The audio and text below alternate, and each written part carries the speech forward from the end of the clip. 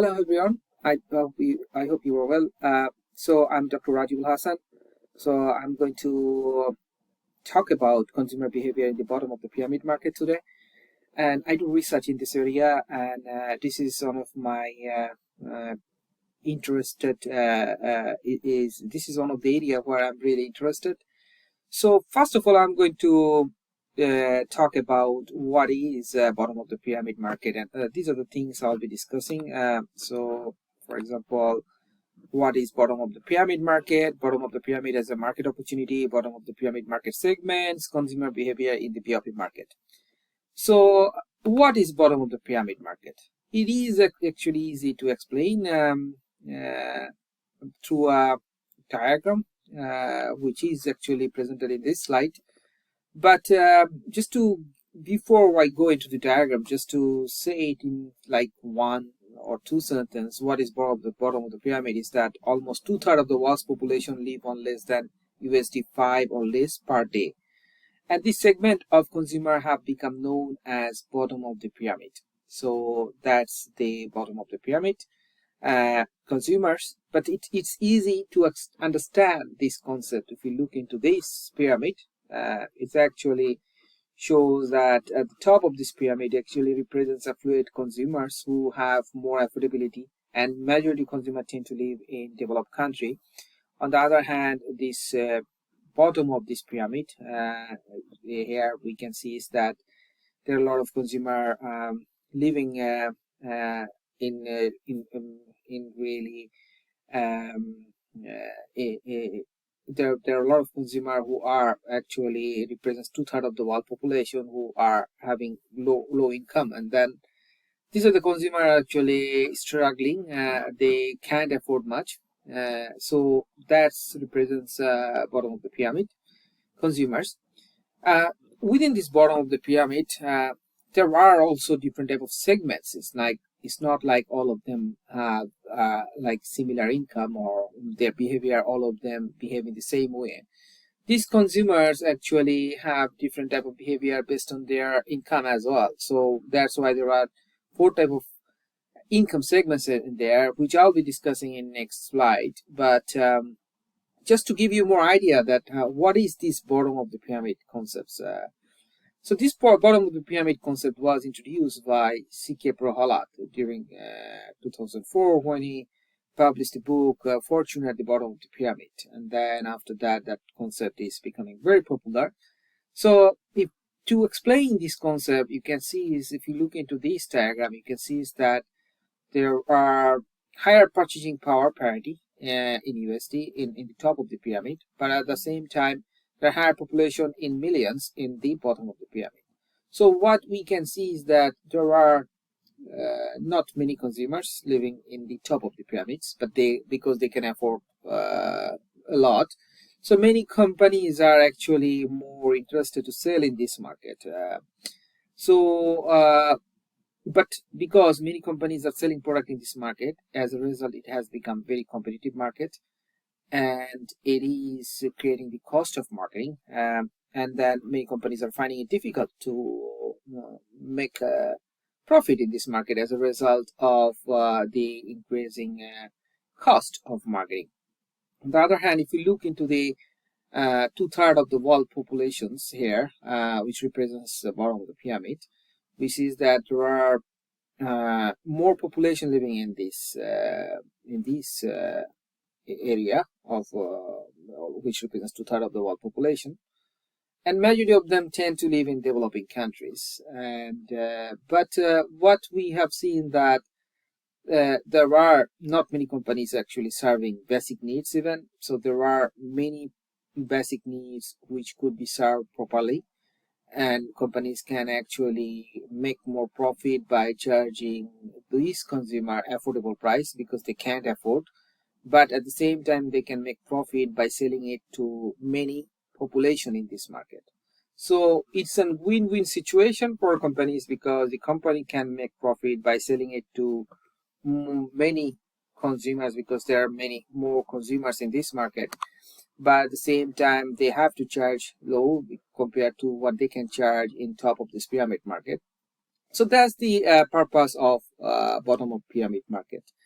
So many multinational companies is interested, and many multinational companies is already selling in this market. For example, Unilever, Reckitt Benckiser, they are selling in this market, and we can see is that these they are and we can see is that it's actually helping the consumer in this market to fulfill their basic needs.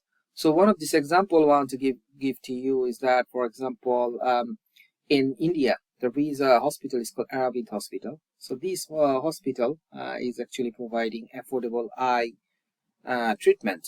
So also like if the patients who have eye problems, and then they can go and get the eye treatment in a very affordable price. But that hospital actually provide very affordable treatment. So the poor consumer or the poor patients in the developing countries who can't afford very expensive treatment, they can actually get cured.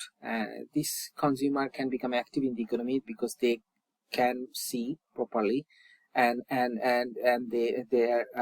that helps improve their life. At the same time, the hospital is also giving this service to many consumer or many patients, which in return makes more lots of profit. So this is how the companies and businesses are becoming very successful, and that's why the importance of bottom of the pyramid market is very important.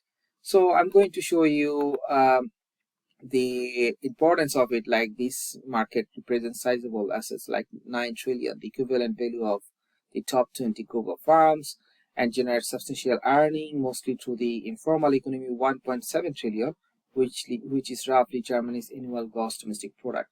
So we can see the importance of this market.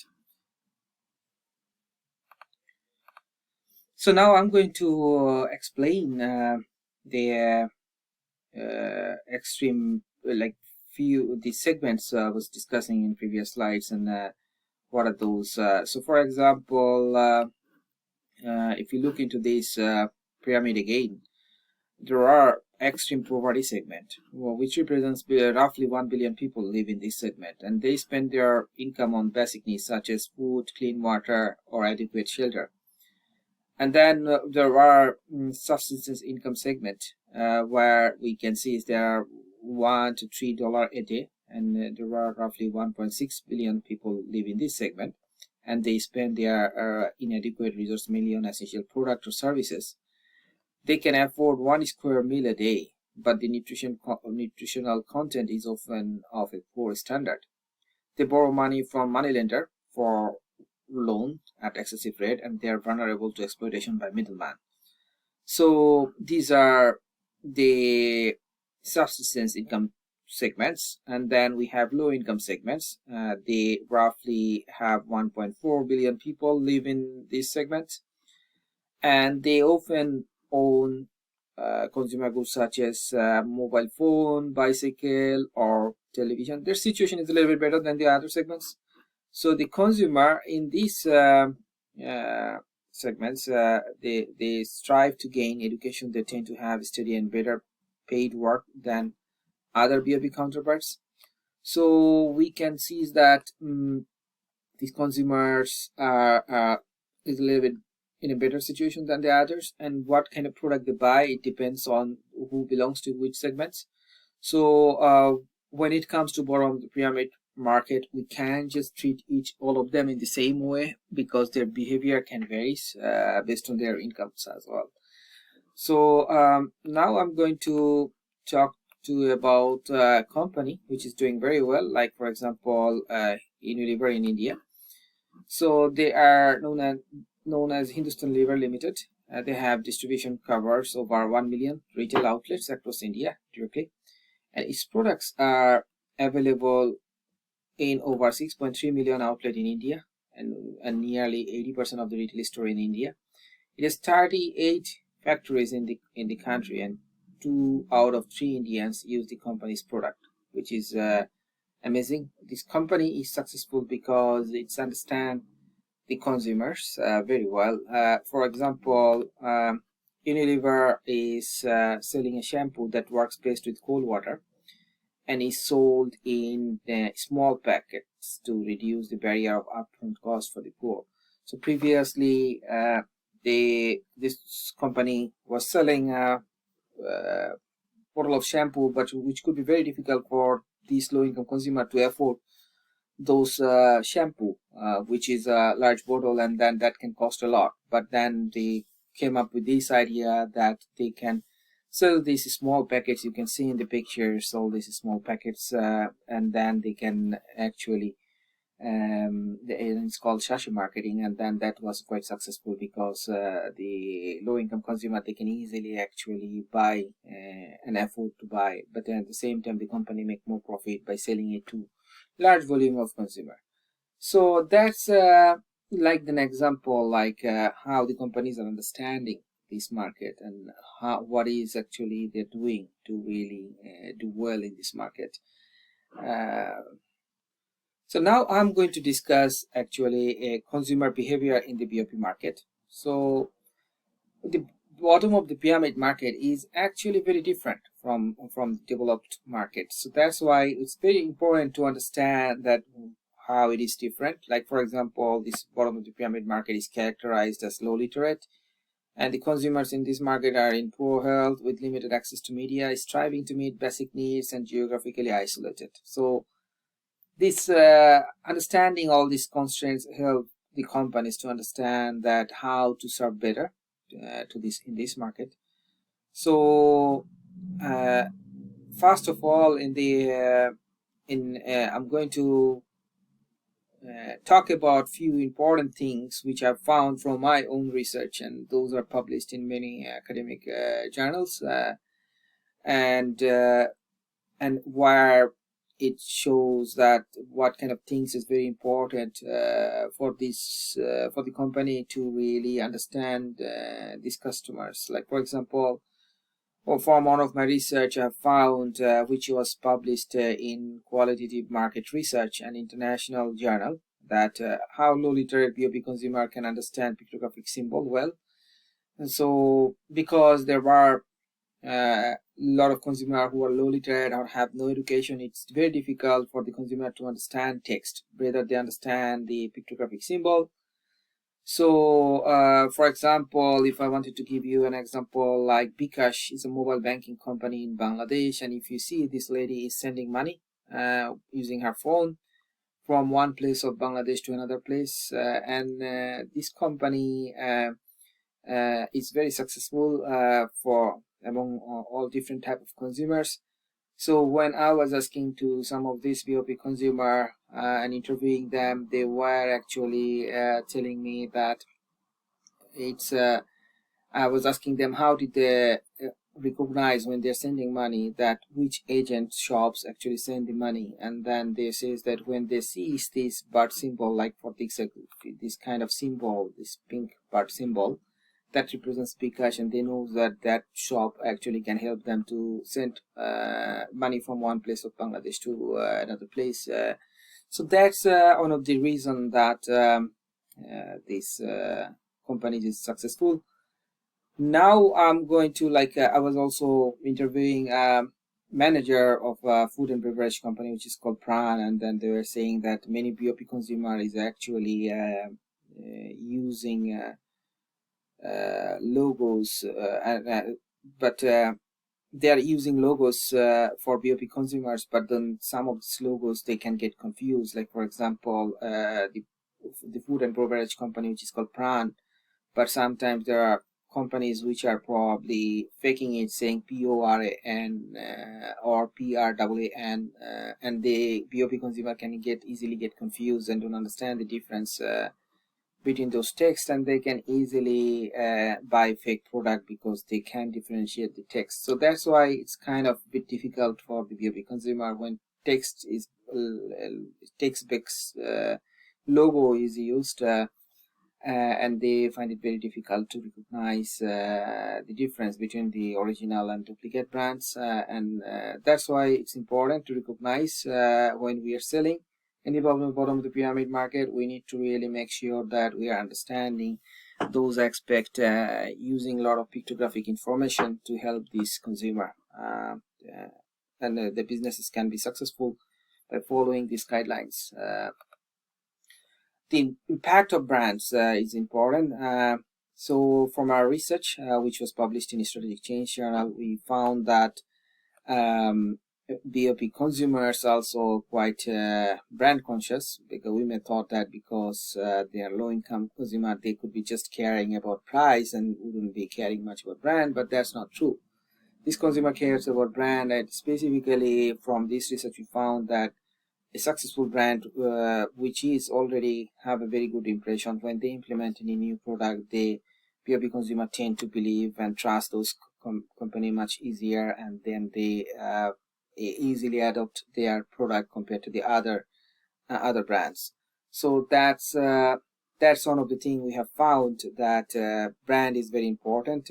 When there is any kind of brand which has very important impact and which are quite successful in the market and has established a lot of trust with them, and then they will more likely to adopt their other services when they are introduced for BOP market. And then we have this the third point is that the innovation adoption behavior, when and it's one of these important factor for the positioning of brand in the market. For example,